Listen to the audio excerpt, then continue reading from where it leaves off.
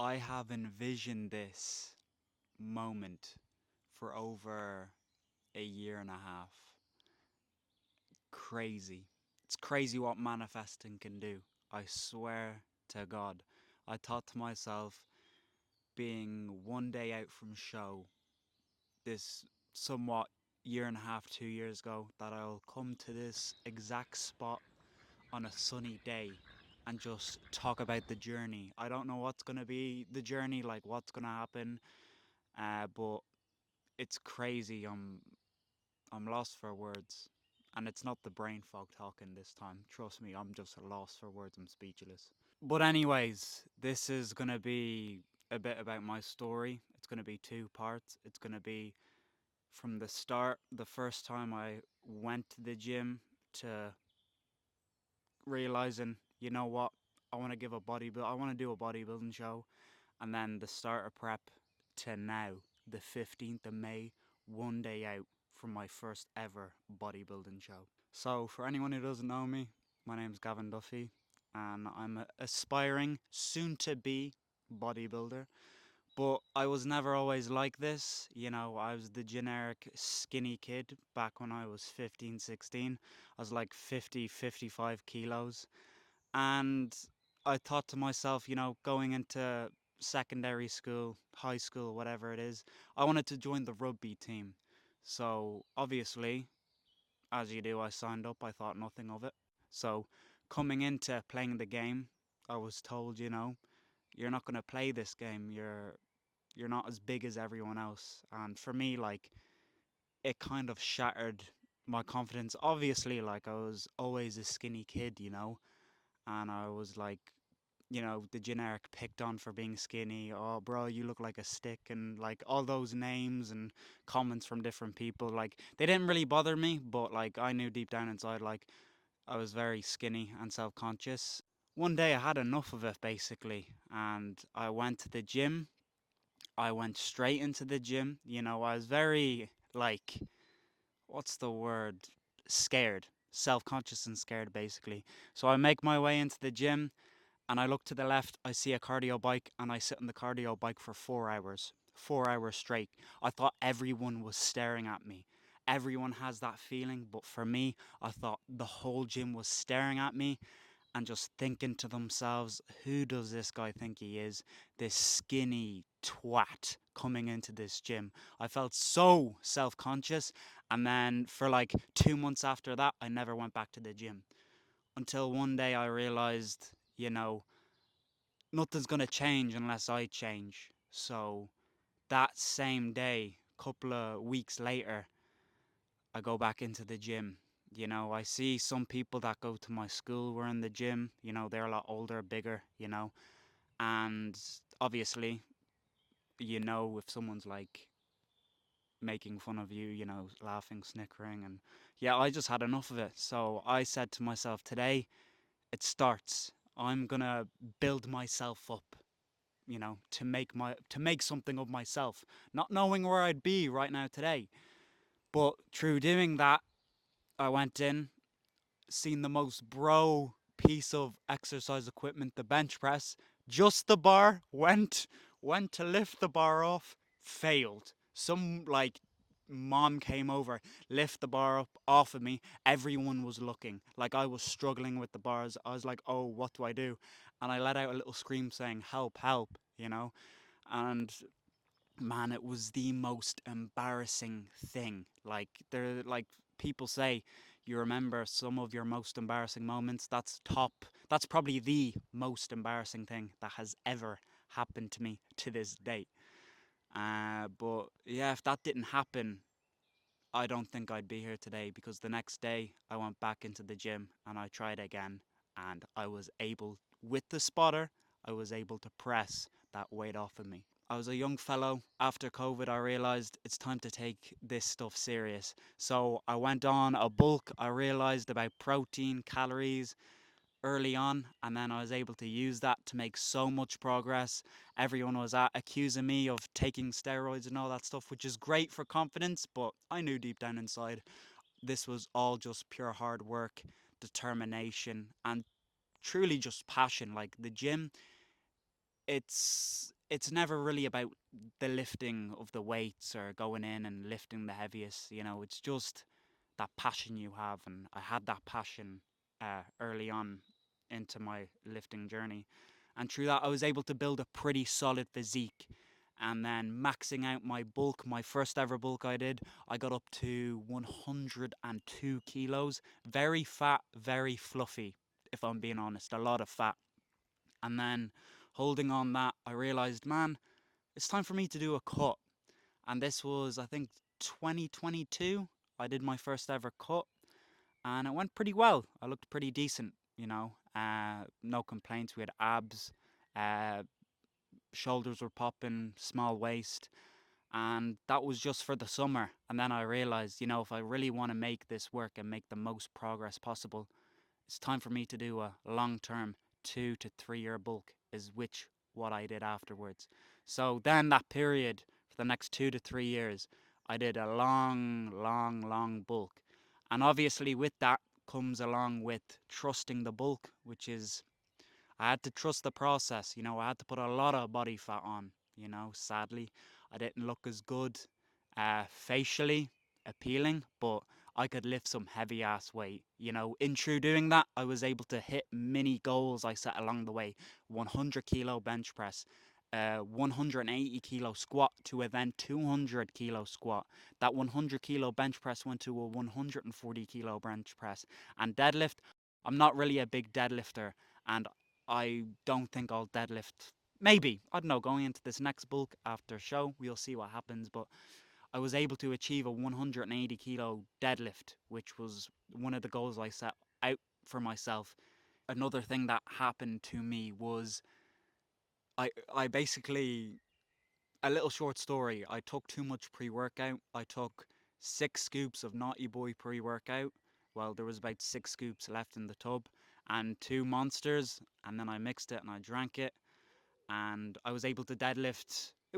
I was 82.5 kilos, and I deadlifted 200 kilos for the first time, and it was the last time I ever touched 200 kilos. And the next day, well, after I kind of blacked out, and then my heart rate was just up, like it was in like the 160s to the high 180s, and that was going on for like the rest of the day. I could not sleep. The way you could kind of sleep something off? I did not sleep it off. I had to go to the hospital next day. I got all these patches, and they checked my heart and they say, listen, that was very stupid. The doctor said it was quite impressive for my body weight, but very stupid. Never do it again. And I took his advice and I never did it again. Now, moving on, we're coming into the latter stages of my bulk, where I was kind of sick of eating, and I was eating and eating. I got up to a maximum weight. I got to the max weight of 112 kilos. It was the day after Christmas. 112 kilos. Crazy. It was my max weight I ever got to, but not the weight where I could hold, which the weight that was 107 kilos to 110 kilos. Crazy. Looking back at my physique now compared to then, night and day. I don't know who let me out the door looking like that. The amount of fat, it wasn't as bad as my previous bulk I did, but that bulk, it was necessary. Well, I was that hungry caterpillar. That's who I was. I was eating everything, lifting everything, and then one day I got into my cocoon, and before you knew it, 5 months later, it's the day before my competition, and that butterfly is ready to be shown tomorrow evening, and I can't wait. But before that, we're coming into now January of this year, and I said, you know what? There is no perfect time for anything. I've learned.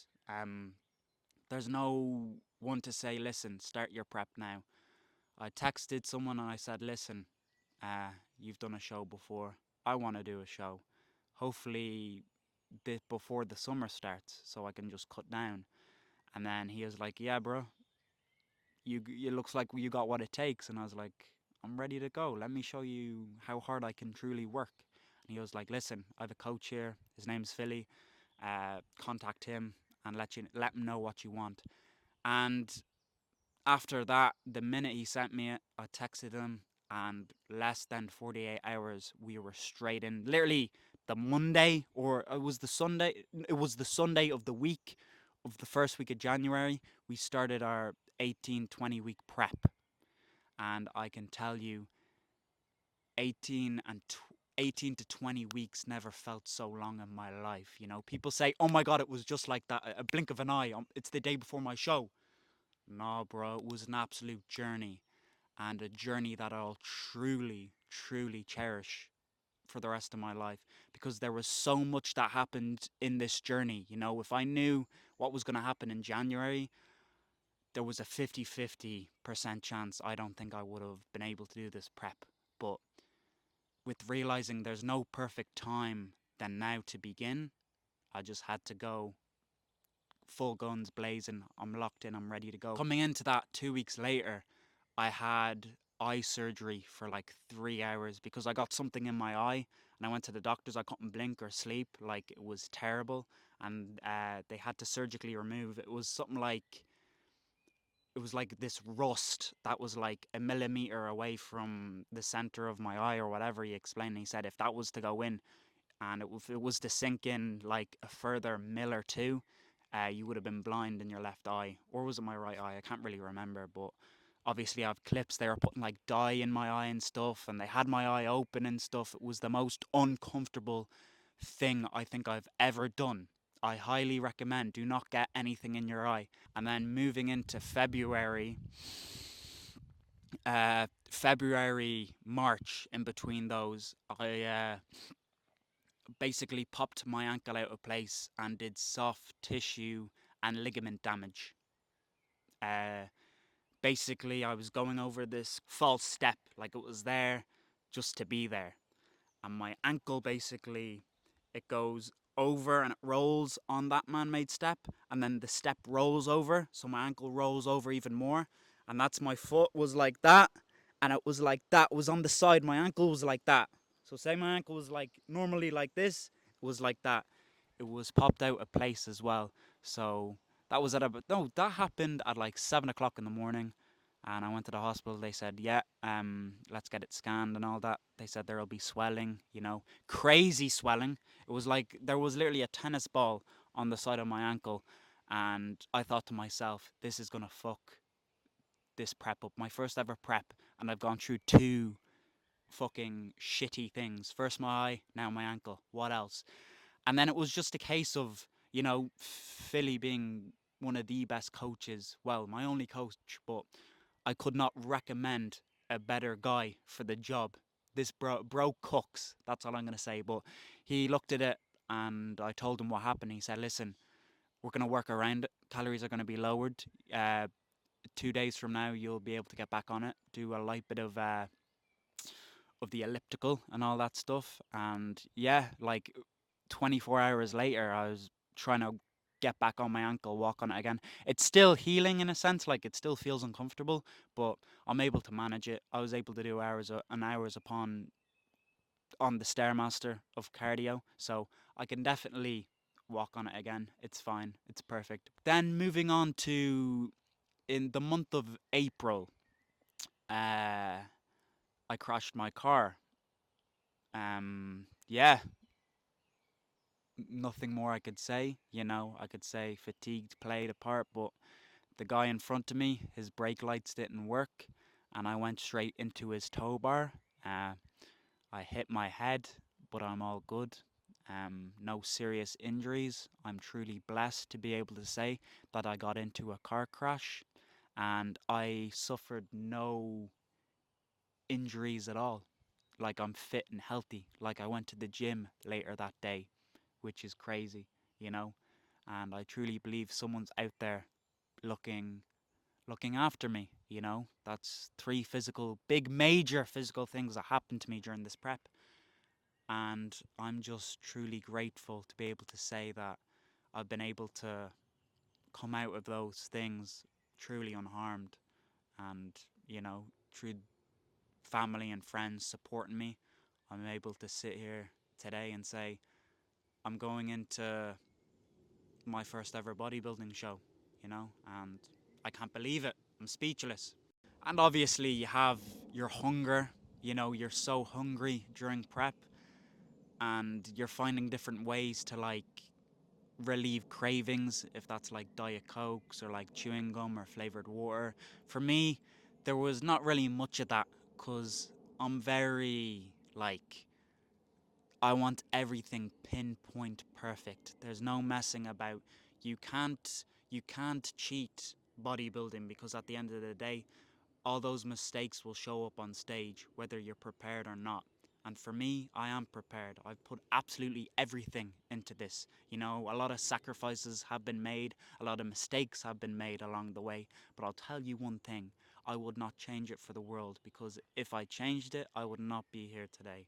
And I'm so fortunate enough that I've been able to go through all those things, make it through, and have this story to tell, you know, which leads me on to talk about, you know, the final few weeks. It's the toughest. I think the last 3 weeks have been mentally the toughest because I've been fatigued all the time. You know, my body fat is low. I've lost from January up till now. I was about 110 to 107 kilos. At my lowest, I've been 78 kilos. I have not been in the 17s, 70 kilo mark range for since 2020, which is insane. Even my first cut, I didn't even reach the 70s. I was in the 80s. So, if that's the show, like, man, were you taking this serious? Look at the progression. Look at where I was to where I am now. So I'm very happy with how this prep unfolded, and I can't believe it. You know, tomorrow I step on stage for the first time. And I know this video's been long. It's probably been what? How long has this video been? I've been recording for like 10 minutes. Like 10 minutes of pure yapping, but yeah, I'm so like grateful, like the feeling I have, like to think like the plan of stepping on stage was only a thought of like a year ago, and then the thought of coming back here and just like doing something big for myself. You know, I had the goal, you know, it was never going to come overnight. I knew to myself, with anything I put my mind to, you know, I gotta just put the work in and day out. And I've done that, and tomorrow doesn't feel real. And then I have another show on Sunday, which is crazy. It's an open show. So tomorrow it's a natural show, and then 2 days later I'm doing an open show. An open show is guys who are enhanced, who use gear, steroids, peptides, all of that stuff. Me, I'm natural, true and true. You know, a little bit of creatine, a bit of protein powder, a couple of multivitamins, gummy, gummy multivitamins. They are chef's kiss. They are what I look forward to waking up to, having every day. But that's me, you know. The journey. I hope this video just gives you like a little insight of like my whole journey from where I started to where I am now. You know, uh, if my younger self, like who started the gym, could see what I've been able to do, uh, I hope he would be. I know he would be happy. You know, like I put the amount of effort, you know, into this day in and day out. You know, it was never motivation. It was always discipline, more than discipline, determination. Like this prep has been the new normal in a sense, if that makes sense. Like it's tough because what I was doing before was normal, you know, coming off Christmas and like living my normal lifestyle with everything and being that person that I once was. Like I'm completely different, you know, everything has changed. I realized to myself that this this life that is not normal has to be my new normal. So what I am doing now is normal to me, and everyone else looks at me like a weirdo. Like, why are you putting an exact amount of like salt on your food? Like, are you mentally insane? And I reply, yes, I am. You know, it's been 50-50 in a way of positivity and negativity, you know, from people saying stuff to you like, what's the point? Why are you starving yourself? Like, this is stupid. You know, do you realize you're doing more harm to you than good? And I just have to sit there and take it like, oh, I don't have the energy to like fight back or tell them this or that. The only one's opinion that truly matters to me is me. and what I've set out to do. And I know that little kid who first stepped foot into that gym, for the 4 hours on the fucking cardio bike, or to the time he failed that 20 kilo bench press, he would be amazed. I still have the same passion now as I did when I started. And I could even say I have even more. So, with all that being said, my whole journey, the whole mental struggles, the physical struggles of the 5 month prep coming to an end, I want you to take something away from this. If you're a complete beginner in the gym, an absolute novice, you're a couple of weeks in, a few months in, I want you to work. I want you to work for a solid 3 to 4 years. And by the end of it, you will realize that you still, or you don't, have that burning passion or desire that you did when you first stepped foot in that gym. Because through knowing that, that's how you'll know you want it. And I've done that. And I know I want it.